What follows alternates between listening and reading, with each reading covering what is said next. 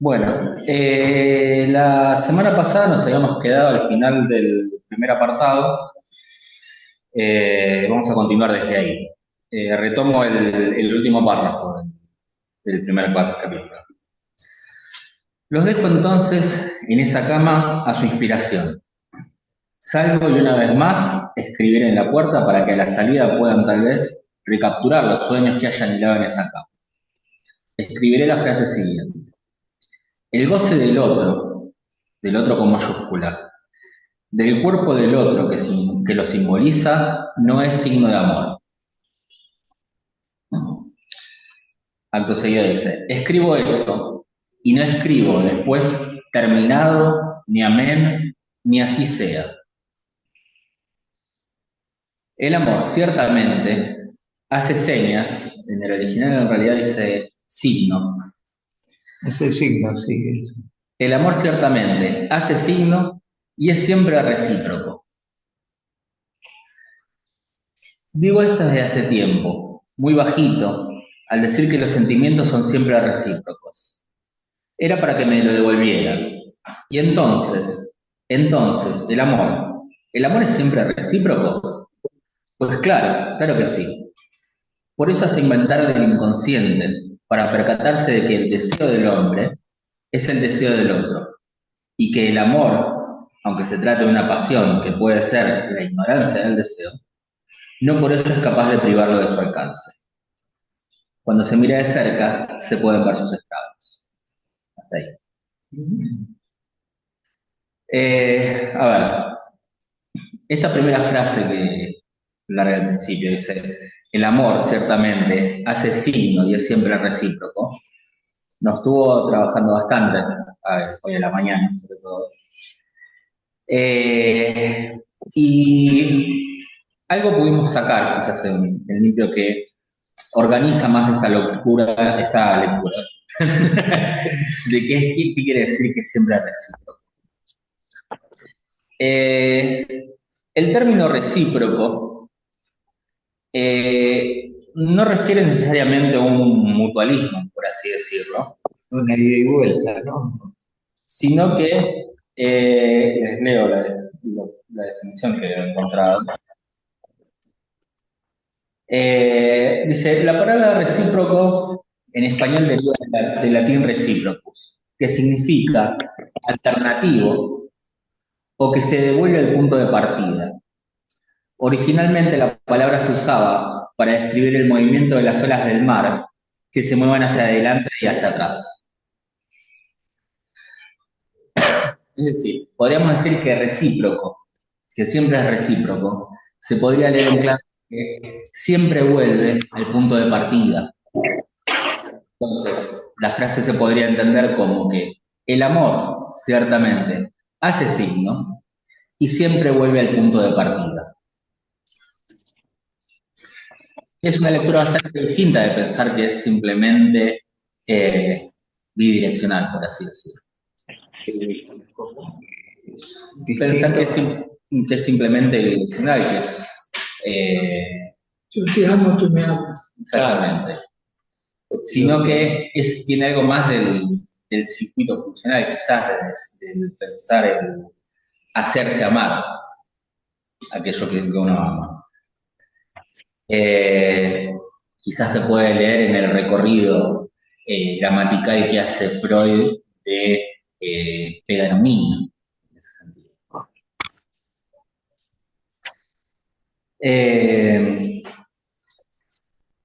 Entonces, por eso hasta inventaron el inconsciente, para percatarse de que el deseo del hombre es el deseo del hombre. Y que el amor, aunque se trate de una pasión que puede ser la ignorancia del deseo, por eso es capaz de privarlo de su alcance. El amor, recordemos que siempre Lacan no lo plantea en realidad al prójimo. Nunca el amor es amor al prójimo. Perdón, al semejante. Sino que siempre tiene que ver con un cierto saber que en realidad ubica en el lugar del objeto. En ese sentido, este objeto es siempre aquel que, de vuelta, se encuentra irremediablemente perdido. Aquel objeto, en todo caso, que podría completar y hacer uno, si se quiere.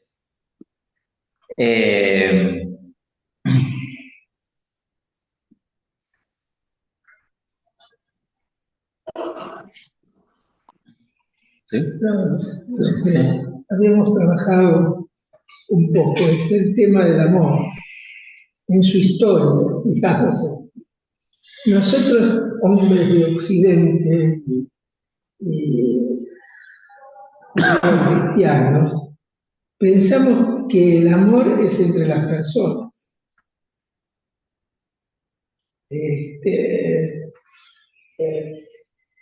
Por eso yo te amo, tú me amas, ¿no?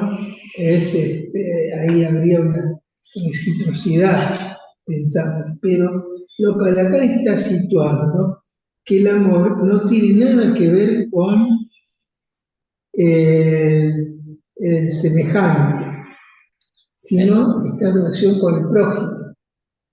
Incluso el yo me amo, tú me amas, es un forzamiento pensar que es recíproco. Claro. Es pensar que nos amamos de la misma forma y en el mismo sentido. No.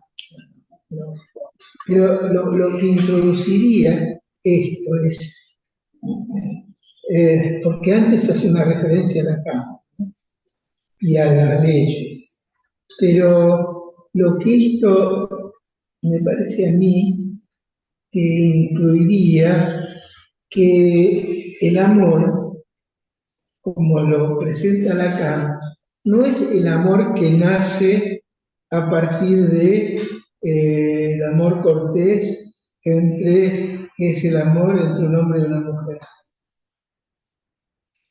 ¿No? Eso, en el siglo, ¿qué siglo dijimos? Es 11, del siglo XI, en el 1200, el amor todavía no existía, lo que había entre hombres y mujeres era de que eran casamientos por conveniencia económica. Había eso, ¿cómo? Política y económica, exactamente. Y el amor, lo que se trataba,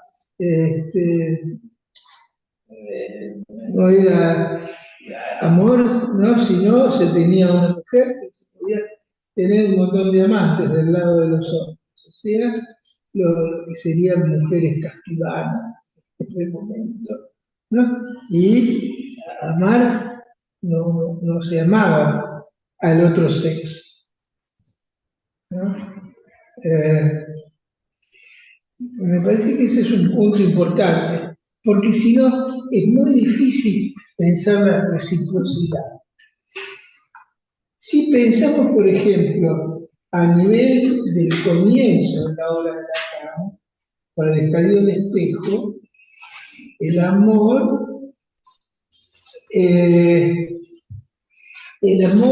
no es hacia el semejante. Al semejante, de lo único que se trata es de que el otro tiene lo que yo no poseo, un cuerpo completo. Y más, con el transitivismo el otro tiene el objeto que yo quisiera. Por lo tanto, el estadio de espejo no se puede pensar del lado del amor, por más que sea narcisista, pero del otro lado del amor, que es la agresividad. La relación especular es una relación agresiva. ¿Cuándo surge entonces, podemos decir, la dimensión de este amor que es recíproco? Con la aparición del prójimo. O sea, cuando la madre es capaz de nombrar el objeto que va a ser el principio de mi demanda, pero que espero que el otro lo significa, ahí aparece la dimensión del amor. El amor Fíjense que su reciprocidad está en el banquete, en tanto amante y amado. Eros y Eros. ¿Cómo? Eros y Eros. Eros y Eros. Ahí aparece la dimensión del amor. Pero la dimensión del amor aparece en el lugar donde alguien es objeto y el otro es sujeto. Y para que eso suceda, el amor no se da en el campo de lo imaginario, ni siquiera en el campo de lo real, sino en el campo de lo simbólico, en el campo del otro. Casi lo puede decir, amo a aquel que aquel que me desea. No decíamos aquel que desea, está mal dicho. El amor surge entre aquel que desea y el objeto al cual yo le supongo ese deseo. Por ejemplo, no cabe duda que Alcibíades ama a Sócrates, porque ve en Sócrates que la vestimenta de una falda, que es el agalma, que se sostiene en ese cobre, de adentro, para la cara del vacío, se ponía una joya, y es ahí donde surge la dimensión del amor, ¿no? Y ahí está la reciprocidad, porque hace falta un otro y otro al que lo sitúe en ese lugar de objeto para que surja esta dimensión del amor. Es por eso que es recíproco, como dice Guido, ¿no? Por su definición de amor como recíproco. De cualquier forma, ahí Lacan da un vuelco en este punto, en que es recíproco por esta misma cuestión, pero lo que Lacan y Sócrates rechazan es que sea equivalente, o sea, que Sócrates ocupa el lugar de desear a Alcibíades, ¿no? Ese es la famosa rechazo de la metáfora del amor, ¿no? O sea, y me parece interesante en ese punto mostrar que son recíprocos pero no equivalentes.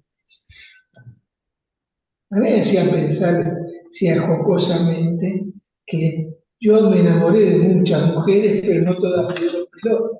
O sea, la mayor parte no. Pero lo cual me hacía pensar que Lacan estaba cañado. No fue recíproco en mi vida. Pero yo pensaba en el amor en Occidente. Hay un libro, por eso lo nombro así, muy lindo, que se llama El amor en Occidente. ¿No? El amor en Occidente, un texto que Lacan nombra en el seminario 7, no me acuerdo, algo de Rey, no sé cuánto se llama el autor, se llama El amor en Occidente, y que muestra cómo el amor, como lo concebimos actualmente, nace a partir del amor cortés, con una diferencia, que el amor cortés precipitifica la no relación sexual. O sea, entre el amante y la amada no hay relación, y había un signo, porque estamos hablando de signos, el signo de la espada mostraba que estaban desnudos, acostados, pero que no había habido relación entre los padres, ¿no? Y así nace el amor cortés. Y uno puede decir que el amor en el Occidente es al revés. El amor en Occidente, nosotros lo creemos como aquello que haría posible la relación sexual, que no la, ¿no? Haciendo de dos uno, ¿no? Siempre en la mujer y en el hombre. O sea, que me parece que cuando Lacan dice no es signo de amor, se refiere a esto, que es recíproco, pero no hay equivalencia, porque son dos posiciones diferentes, la posición de objeto y la posición de sujeto. No, me hiciste acordar, me olvidé totalmente, la definición que toma Aristóteles del amor, en ese sentido. Como que el objeto de amor es aquel que mueve sin ser movido. O sea, es el motor inmóvil, digamos. Es el otro como yo. El motor inmóvil funciona a partir del principio del amor, se podría decir. Eso es muy interesante lo que dice Aristóteles, porque pone el amor en Dios. El motor inmóvil es lo que hace que ciertos más, sobre todo, tomen Aristóteles como principio del amor de la existencia de Dios, ¿no? Es justamente la noción del motor inmóvil en Aristóteles, ¿no? Y ahí se ve este tema, que son recíprocos equivalentes, porque no es lo mismo la causa y el efecto. ¿No? No hay causa sin efecto, pero el efecto no es causa de la causa.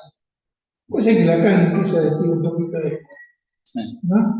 Lo cual, esta que trae de Aristóteles me parece muy importante. Por parte, en realidad, el primer motor inmóvil es la idea de, precisamente, en tanto no está sometido al movimiento, no está sometido al devenir, no está sometido a ningún tipo de corrupción. Es decir, es perfecto, no le falta nada. Claro. Con lo cual, si amase, en todo caso, ya no podría estar en ese lugar de objeto amado. Claro. El objeto amado siempre se presenta como perfecto, en definitiva, como aquello sin falta, causando ese amor. Es cierto. Con lo cual ese objeto nunca me puede amar, si Claro. es el objeto de amor. A mí me pasó con el mundo de los sí, pensar que eran perfectos, ¿no? Es lo que es el estado de enamoramiento.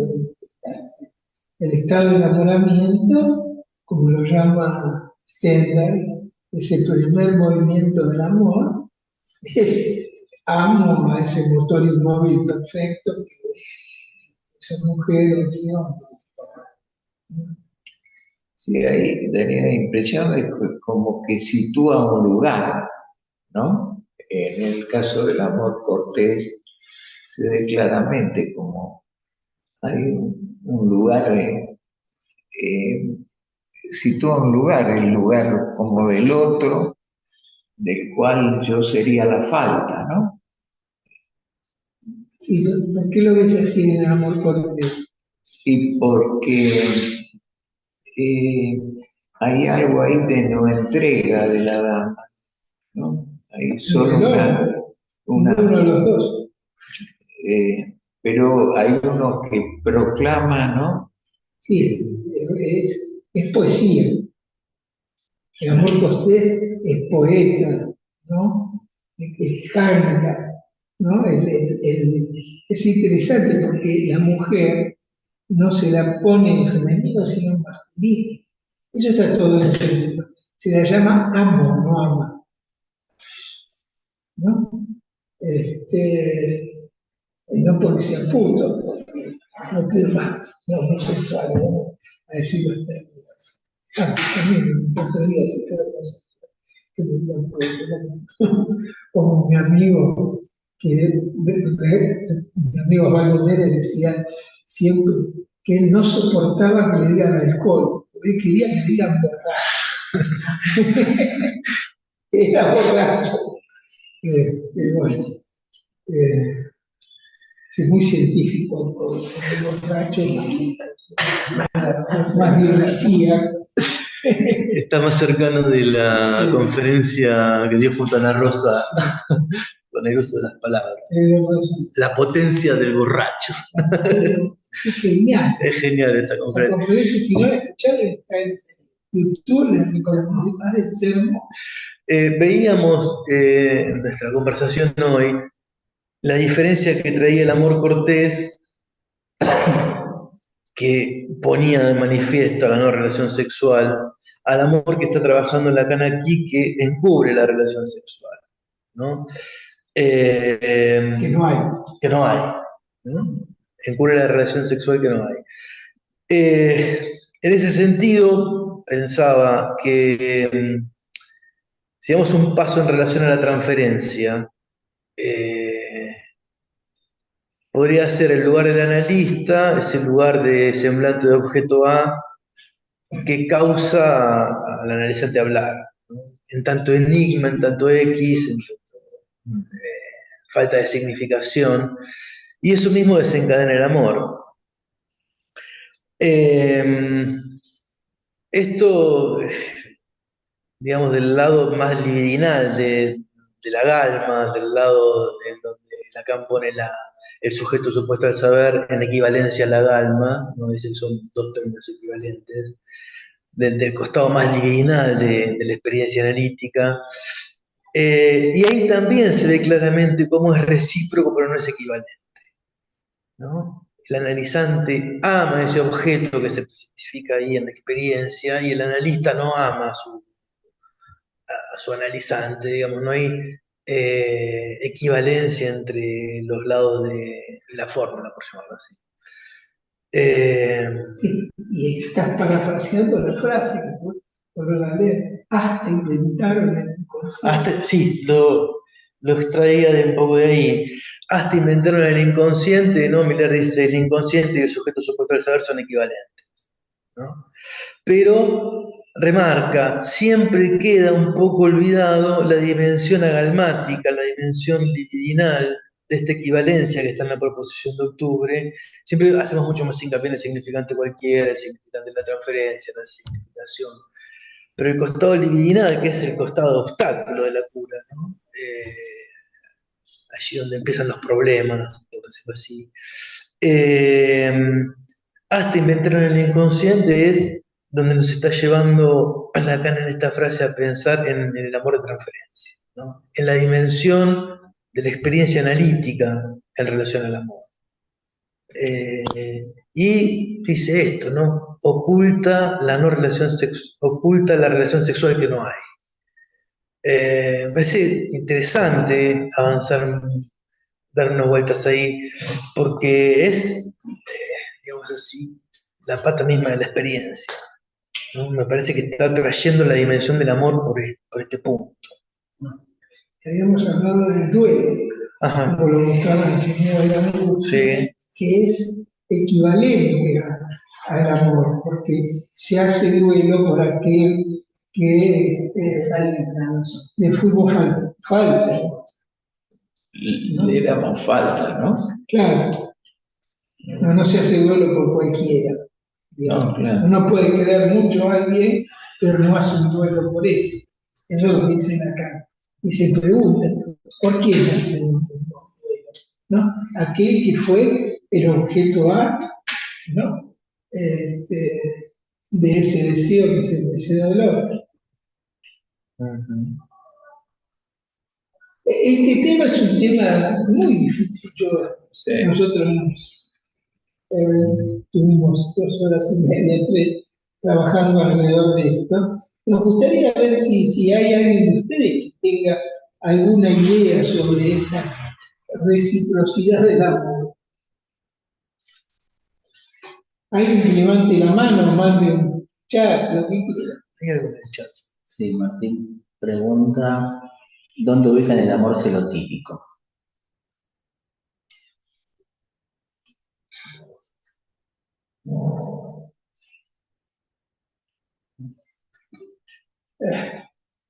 No es fácil la pregunta, Martín. Pero, de hecho, el amor celotípico me parece que lo ubicaría más del lado de que el objeto es de otro. ¿No? ¿El objeto qué? Es de otro, ¿no? El objeto agalmático no es mío, sino es de otro. Tengo que compartir con otro ese objeto. Claro. Me parece que ahí surgiría los celos, ¿no? De hecho, la interpretación de Sócrates a Alcibíades es para salir de ese lugar y le dice, no es conmigo, es con Ágata. Sí. Freud tiene una frase hermosa que toca ese punto, que es el tercero perjudicado. El tercero perjudicado. Claro. Donde alguien queda situado como tercero perjudicado es porque el objeto lo tiene otro, o mira a otro, ama a otro, ¿no? Y ese triángulo que se arma ahí entre el otro y el objeto es el sufrimiento por los celos.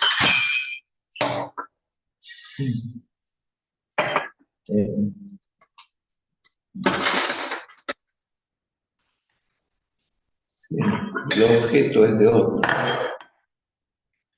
Me parece que es ahí donde aparecen los celos.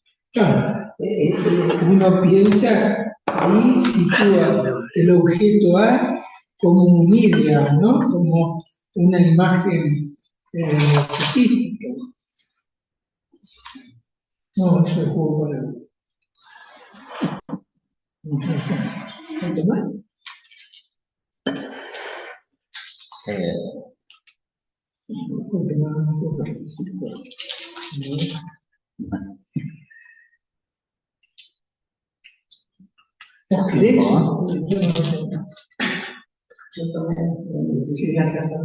Sí, un poco más.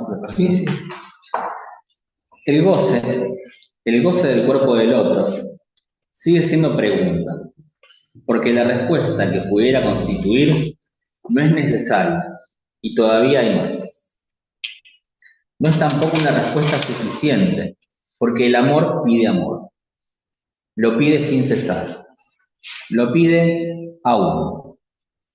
Aún es el nombre propio de esa falla de donde en el otro parte la demanda de amor. En ningún momento ya aparece Ancor con una rayita, como suele ser Lacan cuando se refiere al cuerpo. Ahí Ancor es Ancor Aún. ¿no? Me parece que eso hay que aclararlo. Lo segundo es, ¿no? Tratar de que define el amor.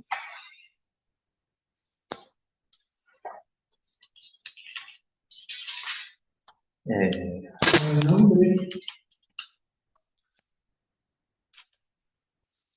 Falta. ¿Cómo? Como el nombre que falta. No es el nombre que falta, es el nombre que se le pone a la falta. ¿Es así? Sí. Sigue siendo la respuesta pudiera constituir un necesario que todavía hay más. No es tampoco una respuesta suficiente porque el amor pide amor. Lo pide sin cesar, lo pide amor. Aún es el nombre propio de esa falla donde el otro, con mayúscula, parte de donde en el otro parte la demanda de amor.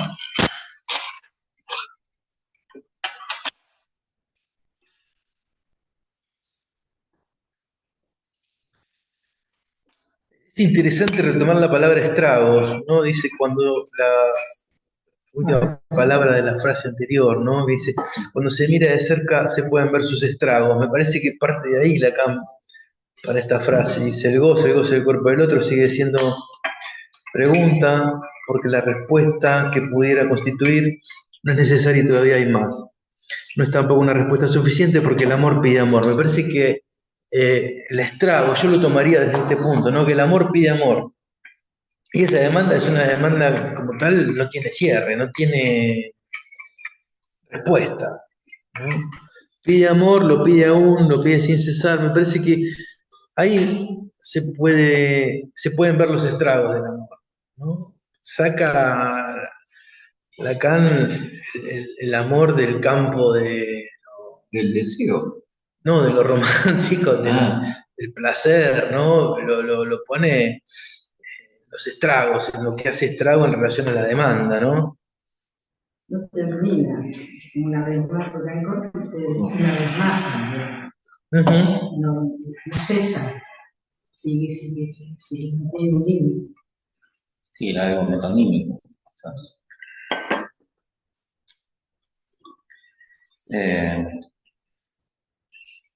Claro, me interesa esto que dice que la respuesta que pudiera constituir no es necesaria y tampoco suficiente. ¿Y la respuesta cuál sería? No la hay. Claro. Primero, no es necesaria dar ninguna respuesta. Y segundo, si la das, nunca va a ser suficiente. A mí me parece claro, primero, me parece bien importante que claro, ¿qué es estrado? No fui a fijar ahora el diccionario de Francia. No estaba seguro. Estrado es uno de sus significados, es cuando en la guerra, ¿no?, queda un pueblo arrasado. Eso es el estrado. Un campo estragado es un campo quemado por las llamas. Eso es estrado. Ahora, claro que Lacan pone el estrado del lado del amor. Donde el amor es lo que viene a ser estrado. Sí. Que el amor es estragante. Bueno, veamos por qué haciendo un salto, a ver si estoy, no estoy diciendo cosas que no son. Cuando Lacan escribe necesidad, demanda y deseo, uno podría decir, ¿por qué no?, que en este seminario la necesidad está del lado del goce, pero no la necesidad como, bueno, sino como me muero, ¿no? La necesidad que queda suplida en el seminario 7 por el mal, ¿no? La necesidad que Lacan saca en el seminario 7 es porque de lo que se trata, de la maldad, es el goce. Aquí hay otro cambio, el goce es lo que no sirve para nada, a cambio de lo útil que está a nivel del principio del placer. Es interesante porque el amor que está del lado del principio del placer hace estragos. Basta ver la película Adolescencia para darse cuenta cómo el amor es estragante. Sí, no sé si la vieron todos, pero si la ven, vean cómo ahí hay una demanda de amor, porque Una sesión con la psicóloga, sobre todo. Con la psicóloga y con la chica que mata. Sí. Porque él era un célibe involuntario, y quería salir de ese lugar para tener una relación con esa chica que lo rechaza y por eso termina matándola. Buscando la falta en la chica, la falta que él podría cubrir. Era el objeto de su deseo de otro. Claro, ahí, buscaba la falta en la chica que él... La chica era la falta misma, no buscaba, ¿no? Porque si no, o sea, hay que por los términos acá, hay que ser muy preciso, porque si no te sale el yo. Si vos pones buscaba, ¿quién buscaba? Yo. No. Y lo que se trata es del deseo del otro, de lo que se juega. ¿Por qué digo del deseo del otro? Porque es una significación absoluta, como el chico mismo dice. Los emojis son una significación absoluta que lo llevan del plano de la significación a querer matar, porque quiere dejar de ser lo que esa significación lo representa. ¿No? El emoji es parte del otro, ¿no? Me parece que ese es un punto importante, porque somos un poco románticos, mismo el romanticismo, y diga querer cantarle al amor. Es cierto, el amor solamente se le puede cantar, porque cuando se lo lleva al acto, lleva el estrago. Ese es un punto. Parece que que tenemos que tomar, por eso me parecía muy bien que tomé la palabra estrago. Y me parece que lo segundo que después de estrago es la definición misma del amor, ¿no? El amor es el nombre de la falta. El amor es... ¿Y por qué está la demanda? Porque la demanda, porque la demanda lo que demanda es significación. Recuerda, la necesidad era subvertida por la demanda, ¿no? Era, en ese momento Lacan, que era muy hegeliano, la necesidad pasaba por la oferta, por el concepto.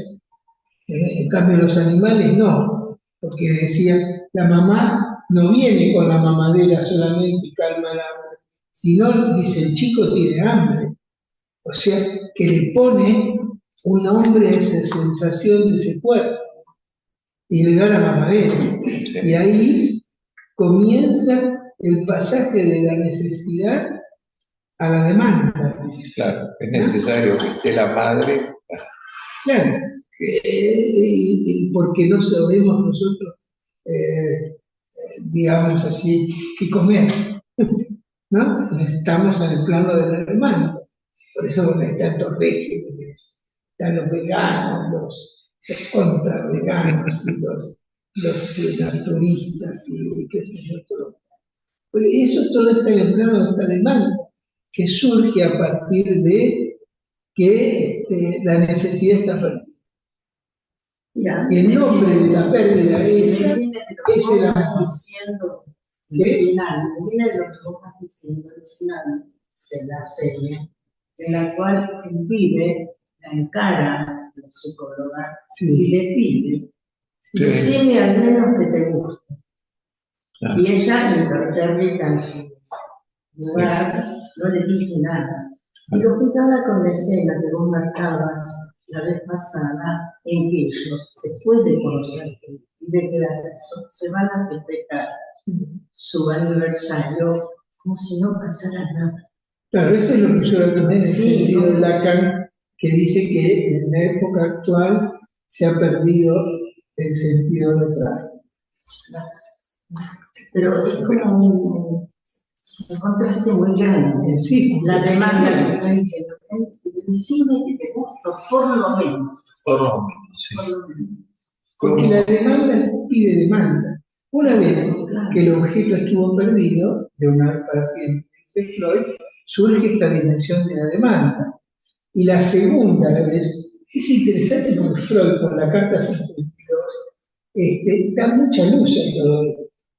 Porque lo que sitúa Freud justamente es que nunca más vuelve ese objeto de goce, lo que siempre aparece es la significación que siempre remite a otra. Por lo tanto, la demanda se juega en la insatisfacción propia del deseo, porque no hay deseo si no hay demanda. Es la demanda, ¿no?, que llama al significante a dar una significación de eso. A mí me parece que por eso Lacan acá habla de la demanda. La demanda aún es, siempre la demanda va a demandar, porque no hay un punto de basta donde se recupere el goce perdido. Por eso este seminario es muy sutil en este punto, amigo. Es que hay que diferenciar entre dos goces. El goce que va a faltar siempre, que es el goce que se demanda, y el goce del cuerpo, que es el goce que hay. ¿No? El seminario 20, yo creo que Lacan está navegando entre las dos cosas, ¿no? Y se podría inscribir en que en el seminario 7 recomiendo leer el capítulo del amor al prójimo. Lacan ahí dice, el placer está al lado del amor, Ahora les digo por qué creo que está al lado del amor. El placer oculta el goce. El placer, el deseo, está del lado del placer porque el placer que corresponde a los bienes corresponde, por un lado, a los objetos idénticos a sí mismos, que son son efectos de Dios, y por otro lado, también son donde el deseo se articula. El deseo se articula en los significantes, pero no está articulado, está ese objeto A que nunca se va a poder articular a la cadena. Entonces, el amor, es claro en el seminario 7 que Lacan va a dividir Das Ding, ¿sí?, que lo pone más allá del principio del placer, y la cadena significante que la sitúa del lado del placer porque es la que domestica el goce del Das Ding, llevándolo al principio de realidad, ¿no? Me parece que esto es el seminario 7. Aquí hay una rectificación, que Lacan empieza a construir con estos elementos de lo que estamos hablando ahora. Dejemos la incógnita para que va a venir un seminario de nosotros, ¿no?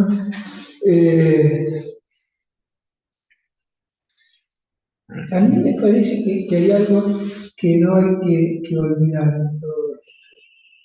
Que Lacan en la mitad de este seminario lo que intenta es dar cuenta de lo que Freud no pudo, que es saber qué quieren las mujeres, ¿no?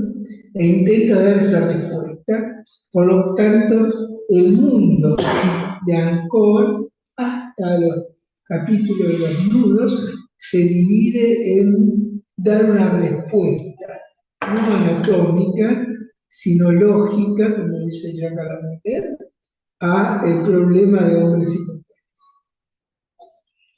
Y mi idea, podría decir, que compartimos, que después de los nudos, con la frase que Lacan retoma en el seminario 20, de que lo real es los misterios del cuerpo que habla, los misterios del inconsciente. Ahí hay un cambio que sale de la problemática familiar.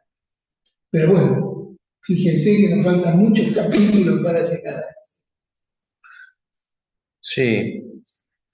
Agregaría algo que dice, lo pide aún es el nombre propio de esa falla en donde en el otro parte la demanda de amor. ¿De dónde parte? ¿De dónde parte la demanda de amor? Entonces, la demanda, vamos a decir, trayendo un poco otros seminarios de Lacan posteriores, agranda la falla. Porque el amor, en tanto demanda, agranda la falla del otro. ¿Puedes escribir el algoritmo siciliano? Porque es significante barra significado abajo. ¿Sí? Bueno, es el algoritmo siciliano. Significante significado. Sí. La operación abajo, ¿no? Significado. Esa operación lo que muestra es que el significante está en el plano de la demanda. ¿No? El significante, como muerte de la cosa, el significante que introduce la ley de la previsión de goce. ¿Se acuerdan que habíamos dicho lo prohíbe pero no lo puede hacer desaparecer? Porque si no, caemos en la melancolía, el mundo va. Pero ese significante, que no tiene una relación directa con el significado, porque tiene una barra que es resistencia a la significación. Esa demanda, que demanda siempre a uno, es la demanda de un significante que no se va a poder significar nunca. Porque un significante no produce un significado. Hace falta por lo menos dos, ¿no? Para que haya un significado. Y un significado nunca remite a la cosa. Un significado siempre remite a... Eso desde los estoicos, que un significado siempre remite a otro significado. Acá le dan mil vueltas. El seminario anterior de Peirce toma esto para hablar de la tríada genuina de Peirce, ¿no? Que, bueno, repásenlo, no puedo retomar ahora, pero la tríada genuina de Peirce se ve muy bien como el significante que va a representar la cosa mata la cosa, y lo que viene después de ser representable es otro representante, que significa pero termina siendo un representante que exige otro representante, y así al infinito, ¿no?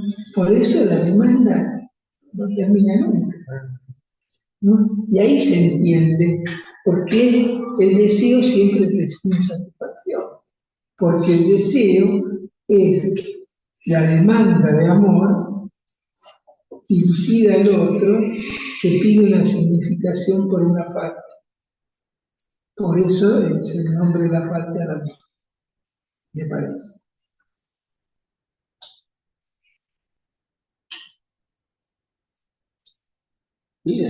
¿Cómo? Pide una respuesta a eso.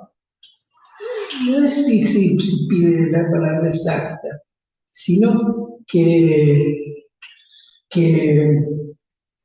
un representante no acaba. No, en una representación no acaba en un representante. A lo que voy es que el intento de respuesta ¿Sí? no es precisamente el intento de tapar esa falla, no otra cosa. Sí, pero no como que quieras, se lo dirigís al otro significante. Le pedís al otro significante que signifique. En la tríada genuina, el pienso que a mí me aclaró mucho, porque se ve bien eso, ¿no?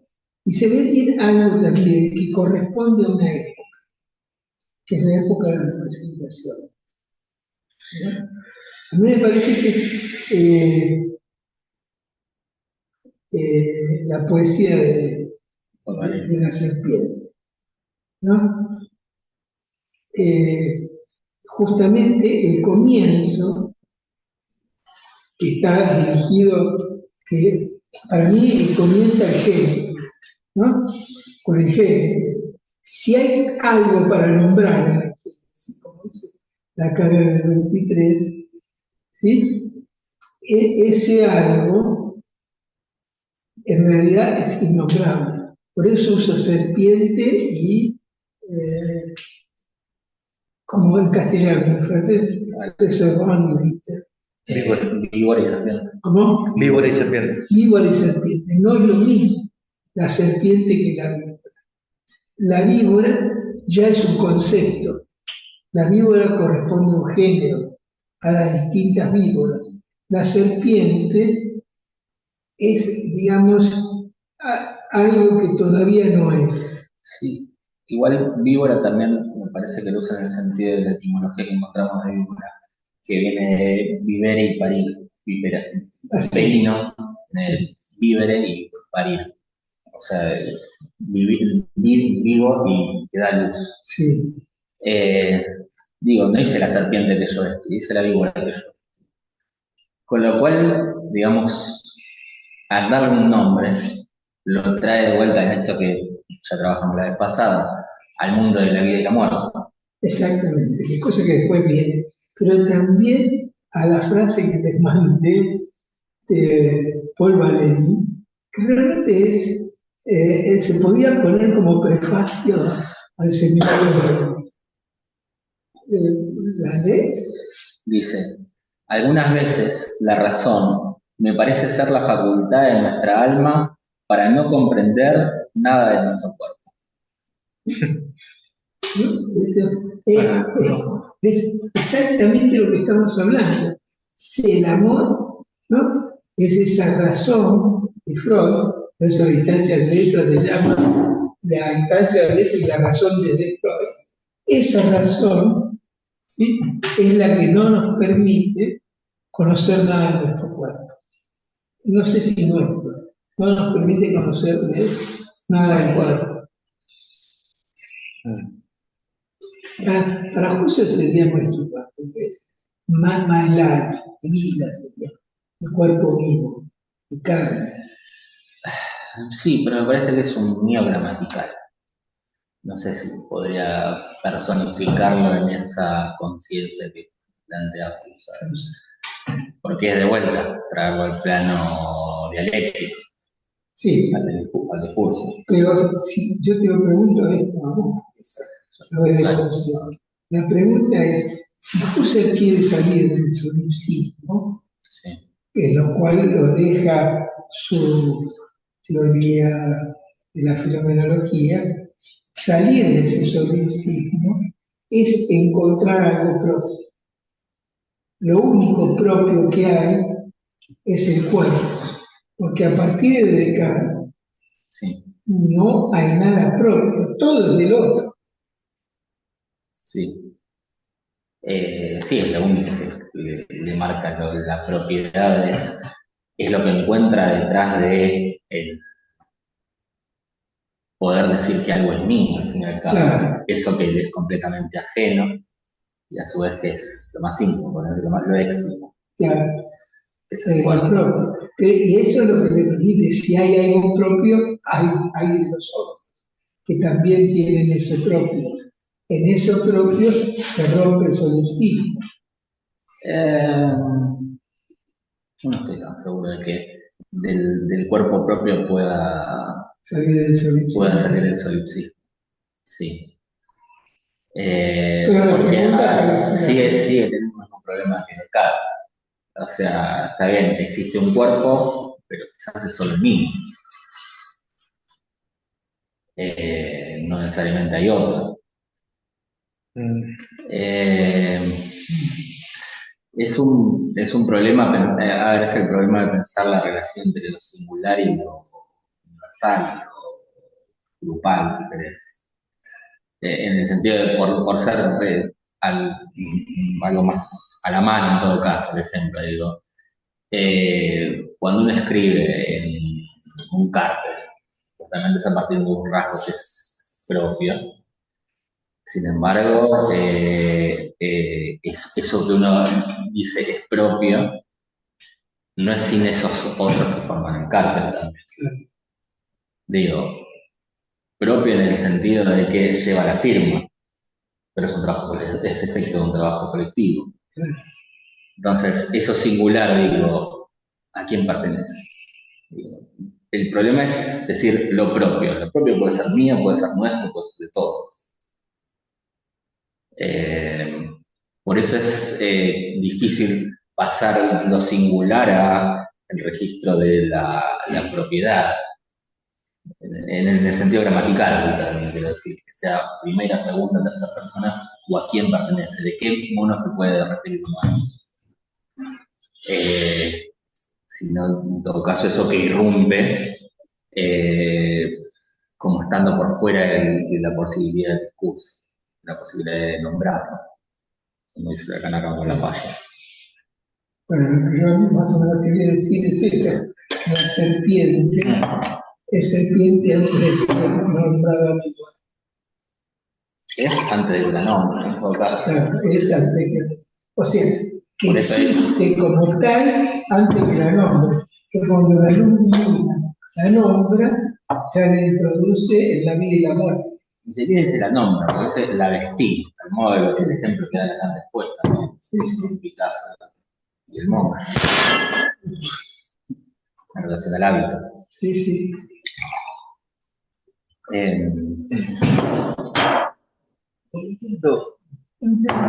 ¿No? Volviendo un poco a lo que se hablaba de la adolescencia, de la serie. Cuando el chico le pide a la psicóloga si era algo para, ¿no? Ahí la psicóloga no responde, aparentemente valiéndose de la cosa técnica, ¿no? Ahí vuelve a generarse la violencia. porque no, es como si la psicóloga plantease que estuvo todo el tiempo ahí sin deseo, ¿no? No hay ansia en la psicóloga, como no hubo ansia en la chica que mató, ¿no? Ahí no sé, pero sí que con la psicóloga, que no creo que se repita lo mismo, lo que aparece es algo de la dimensión de la transferencia. Y claro, en el lugar de la burocracia no hay. claro. Pero ella responde desde el lugar. Con la chica ya había una significación absoluta que era: soy un célibe involuntario. Con la otra, no, de lo que se trata más bien es que aparece algo, de decir, ¿cómo me vas a dejar? Le dice dos veces, una vez le dice, ¿cómo le tenés miedo a un chico de 13 años? Eso es muy duro, muy duro. Y después, cuando otra le dice, yo acá estoy para cumplir nada más que una función, que es la de evaluar si vos comprendías tu acto. Sí, pero ahí se acaba. Digo, para entender esto del deseo, ¿no? Que acá dice, aunque se trate de la pasión que puede ser la ignorancia del deseo, no por ello es capaz de privarlo de su alcance. Cuando se mira de cerca, se pueden ver sus estragos. O sea que la psicóloga desde ese lugar burocrático no presentifica nada del deseo de ella. ¿Y por qué le pregunta, y yo soy algo? No sé, en ese punto también es cuando ella se angustia y se va.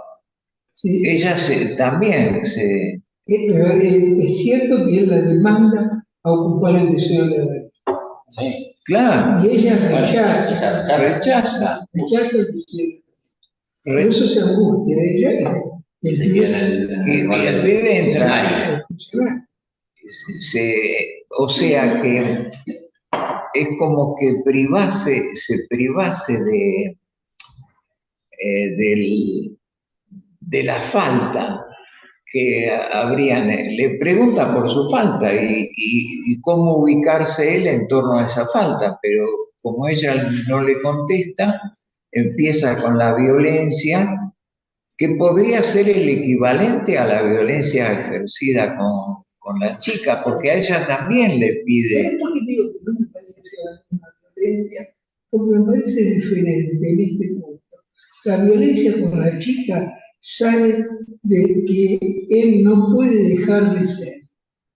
Es una violencia que sale como la agresividad imaginaria, sale de la ontología, porque él queda coagulado con los emojis, que es lo que pasa actualmente, queda coagulado en la dimensión del ser. Una significación te da un ser. Y él ahí es que reacciona matándola cuando ella está débil, porque le había sacado una foto y ella es una tabla, claro. No tenía tetas. Él, fíjate, que dice que lo que más le gusta de una mujer es las tetas. Y no le importa que a ella le falten las tetas. Al lado de él aparece la dimensión. Claro, hace toda una imaginería donde él se va a ubicar. Se hace una imaginería para ubicarse frente a la chica. Para dejar de ser. Para dejar de ser y para hacer algo. La respuesta de la chica que lo sostiene es no estoy tan desesperada. Por eso.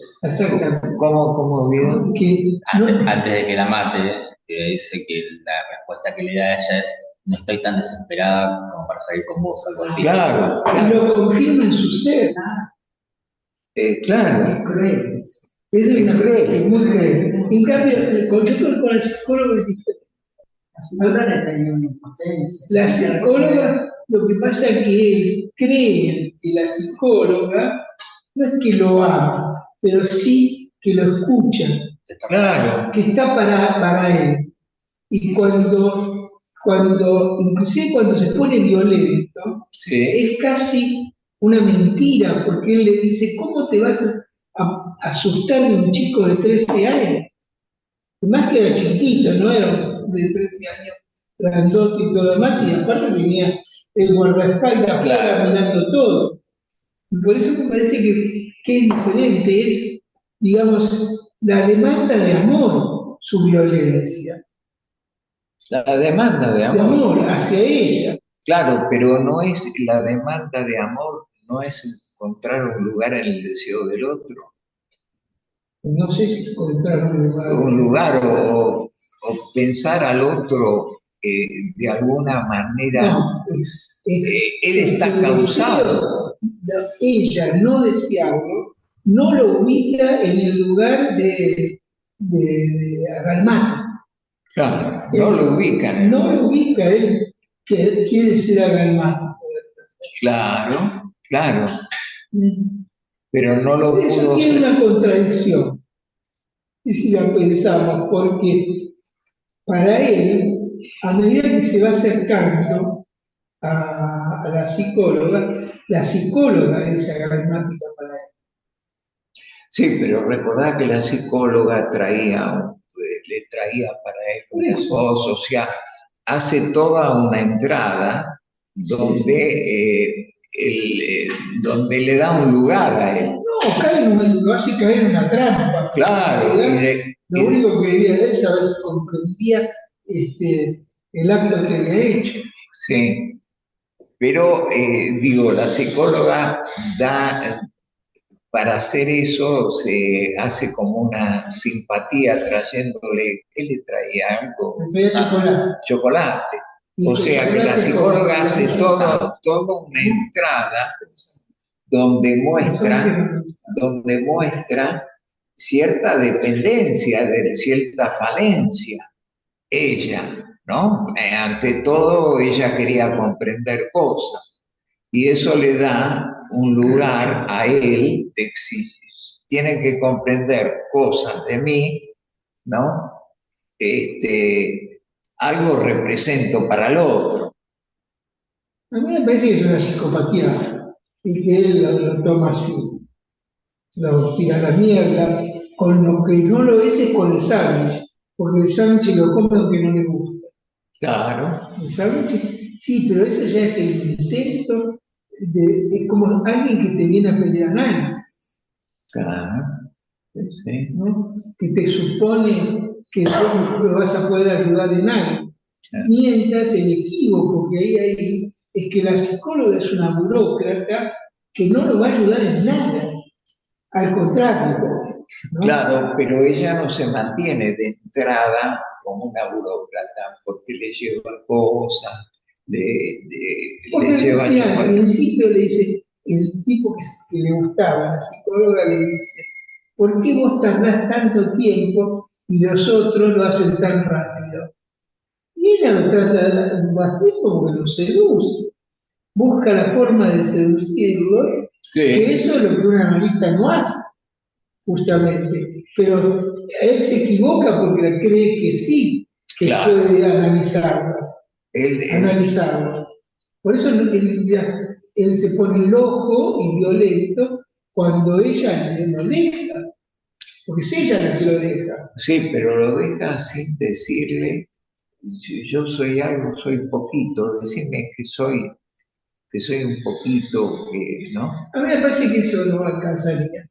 Lo único que habría ahí es, lo cambiaría si ella siguiera viéndolo en la cárcel, donde fuera, y se hubiese puesto en el lugar de la lista. Por eso me da mucha bronca y muestra más. Cuando Lacan dice, no es que la psicoterapia sea mala, sino que hace daño, y ahí, aunque ella no es psicoterapeuta, actúa como una psicoterapia. Sí, y termina haciendo daño. Pero además engañando, ¿eh? ¿Cómo? Desilusionando. Pero es desilusionando. Es una de las cosas mayores, ¿no? Es típico de la burocracia. La burocracia te engaña y te dice, bueno, ven y ahora te nombro ministro. Yo decía, si eso no gira alrededor de esto acá, digo, ¿no? Y el amor, aunque se trate de una pasión que puede ser la ignorancia del deseo, no por ello es capaz de privarlo de su alcance, al deseo, ¿no? Cuando se mira de cerca se pueden ver sus estragos, ¿no? Sí, ignorar que el deseo es el deseo del otro. Claro, la ignorancia del deseo es el deseo del otro, sería. Y el amor, aunque se trate de una pasión que puede ser la ignorancia del deseo, no por ello es capaz de privarlo de su alcance. Cuando se mira de cerca, se pueden ver sus estragos, ¿no? Hay que mirarlo de cerca. Y en el caso del chico este con la psicóloga. Y el chico es estragado porque ella, en vez de situarse en el lugar de la analítica, se sitúa en el lugar del burócrata. Hay una falsedad en el análisis. El análisis dice que no es una estafa, pero ella no lo estafa. Termina diciendo la verdad. Termina diciendo la verdad. La estafa analítica es que uno no le dice la verdad. No, claro. No le dice de entrada, mira, vos creés que yo sé, no soy un carajo de nada. ¿No? Sí, claro. Difícil que tengamos paciencia. Sí, porque es importante acá que el amor hace estragos. Sí. ¿No? Sí. Es interesante cuando hay la ignorancia del deseo, ¿no? Sí. Buscando la definición de estrago también. Está no solo este daño de lo que queda, digamos, pero también el hacer estrago es ser ampliamente aceptado. El hacer estrago, ¿cómo ser ampliamente aceptado? Ampliamente. El amor romántico es ampliamente, por eso estamos luchando tanto con entender qué quiere decir esto del amor que es recíproco siempre. Y por qué nos hace tanto problema. Porque pensamos que el amor es romántico, al cabo, es entre dos.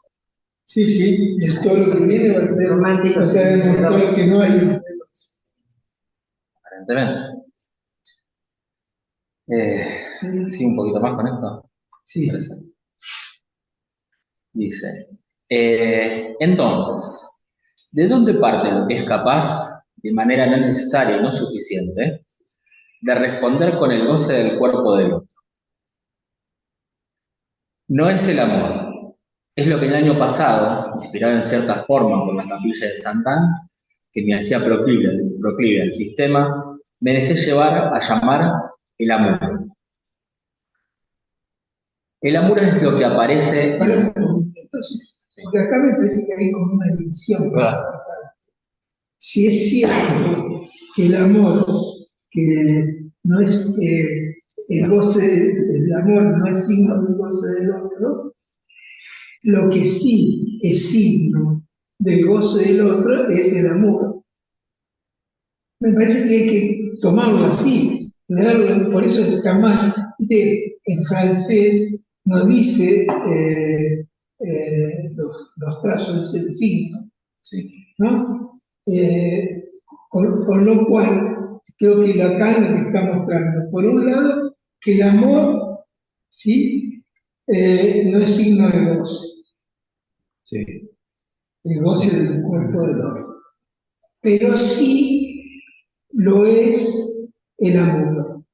Y él va a definir el amor para tratar de ver qué hay de goce en el lugar del muro. Miller dice que amour, se pronuncian igual, amour y amor. Miller dice que es una ironía de la cara. Pero bueno, veamos un poco más. De cualquier forma, me gustaría que para la próxima repasemos un poco la noción de muro de Lacan, que no está acá por primera vez. En realidad, la primera vez que Lacan utiliza el muro es en el esquema Lambda, Boceto. Ahí utiliza por primera vez la palabra muro, ¿no? Y acá sí, bueno, en el camino lo llama amuro. El amuro es lo que aparece en, la traducción dice señales extrañas. En francés diría signos bizarros. Signos bizarros. El amuro es lo que aparece en signos bizarros sobre el cuerpo. Son esos caracteres sexuales que vienen de más allá, de ese lugar que creíamos poder escudriñar en el microscopio bajo la forma del germen, del cual quiero señalarles que no se puede decir que sea la vida, ya que también acarrea la muerte del cuerpo, porque lo repite. De allí le viene el aún en cuerpo. En el original dice, de allí le viene encore, y ahí hace la homofonía con en cuerpo. Es falso, pues, decir que hay separación del soma y el germen, ya que, por hospedar este germen, el cuerpo lleva huellas. Hay huellas en el amor.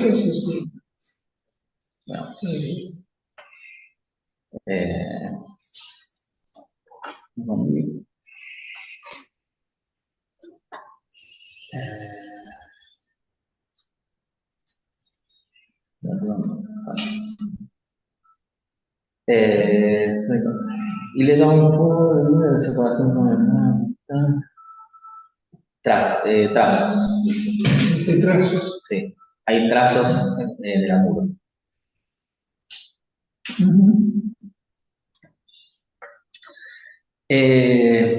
Pero no son más que huellas o trazos. El ser del cuerpo ciertamente es sexuado, pero este es secundario, como dicen. Y como lo demuestra la experiencia, de estas huellas no depende el goce del cuerpo, en tanto simboliza al hombre. O sea, no es el otro del sexo, no es el otro hombre o mujer, ¿no? El ser del cuerpo ciertamente es sexual, pero secundario, ¿no? Y como lo demuestra la experiencia de estas huellas, no depende el goce del cuerpo en tanto simboliza al otro, vuelve a usar la palabra simbolización, ¿no? Al otro sería al otro cuerpo. El ser del cuerpo.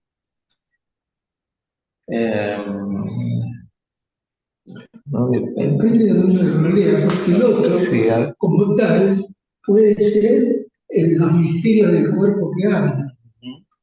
Ese es un otro también. Sí. No hay, porque no hay una propiedad en relación al cuerpo. Nadie tiene un cuerpo, sí es un cuerpo. No se tiene. Se tiene, no, al revés, se tiene, no se. ¿No? Bueno, se tiene algo que es otro. Sí, desgraciadamente cuando te enfermas te das cuenta. Sí. ¿Cómo? Desgraciadamente no se da cuenta cuando se enferma. Claro. No me pasa esto. Nunca me había pasado. ¿No? Y ahí aparece. Sí. Bueno, hay ese otro, de tanto que el cuerpo, ahí sí podría ubicarse quizás la carne justa. Es lo que se mide. Claro. ¿Cómo sería eso? Sí, que ahora lo siento. De estas huellas no depende del goce del cuerpo, en tanto simboliza lo otro. Que la carne viva para Husserl es una alteridad absoluta en realidad para el sujeto. El sujeto en todo caso se ve, digamos, interrogado por qué es esa carne, qué es esa sensación que me invade e interrumpe cualquier pensamiento. Donde en cualquier momento, en todo caso, siempre escapa a lo que sea que pueda decir.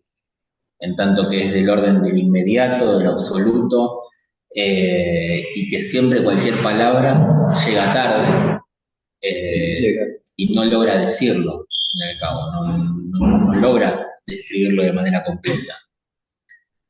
En ese sentido podría decirse que esto de que el ser del cuerpo sea sexual secundario, digamos, es que eso no lo diferencia de cualquier otro objeto, de sus cualidades, por así decirlo, de sus proporciones, sino que lo que lo hace un cuerpo, en definitiva, es esta capacidad de ser sentido para alguien que después habla en todo caso y dice algo sobre eso. No todo. ¿Qué? No todo. Dice algo. No todo. Y nunca verás tampoco, nunca verdadero. Yo lo leo así, este último párrafo, me parece.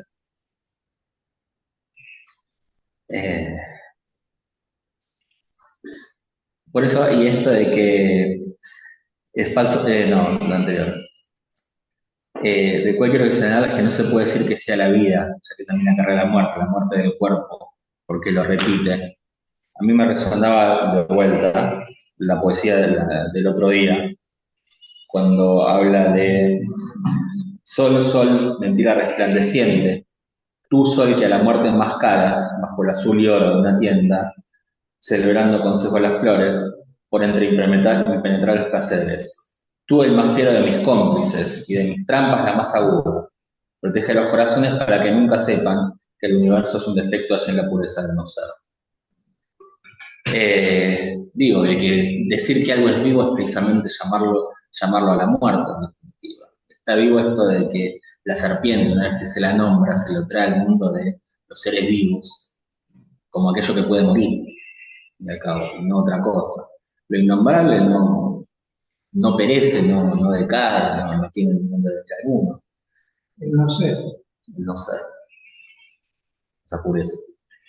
Toma otra relevancia la pregunta misma para mí, escuchándolos, porque dice entonces, ¿de dónde parte lo que es capaz, de manera no necesaria y no suficiente, de responder por el goce del cuerpo del otro?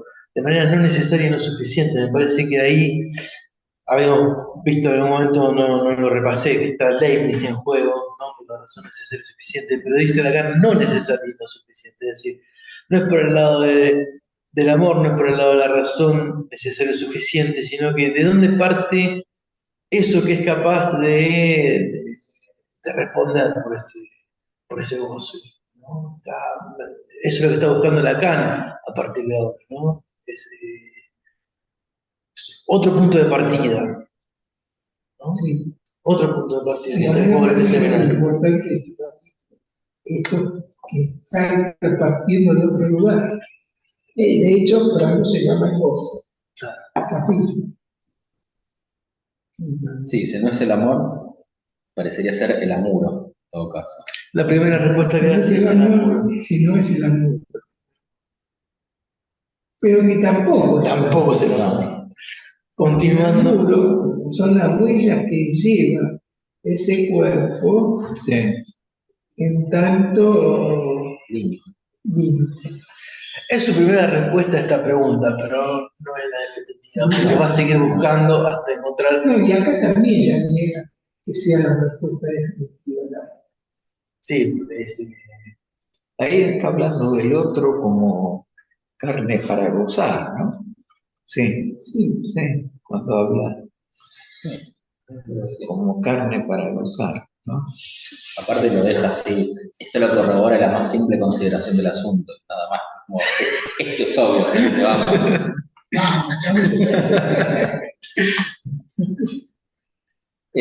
Hay algo en el chat que dice, bueno, pero no sé en qué momento se hizo, si también se podría pensar en el amor desde el seminario 11 de alienación separación. Susana dice. Pregunta.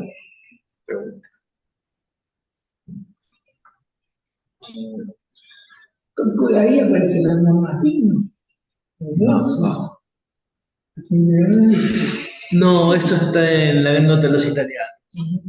Un amor sin límites es el seminario 11. Es un amor sin límites. Termina así. Como el fin de la dice, un amor sin límites.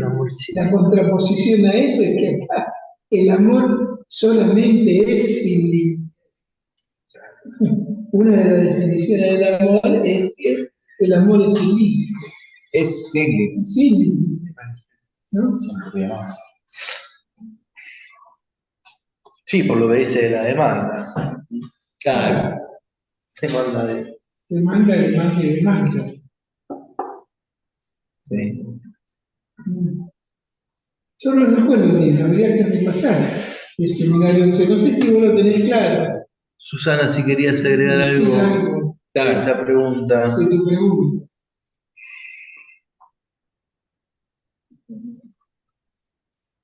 No levanta la mano. No sé si está. ¿Está Susana? Sí. Yo no la veo. Susana García. No. ¿Qué Susana? Susana García. Susana García. Se fue. No era eso. En todo caso lo podremos retomar la próxima. Sí. Sí, ya estamos sobre la hora. Sí. Estamos frío, sí. ¿Alguien que quisiera hacer algún comentario antes de que cerremos hoy? A ver, podemos un día de comentar, ¿no? Sí.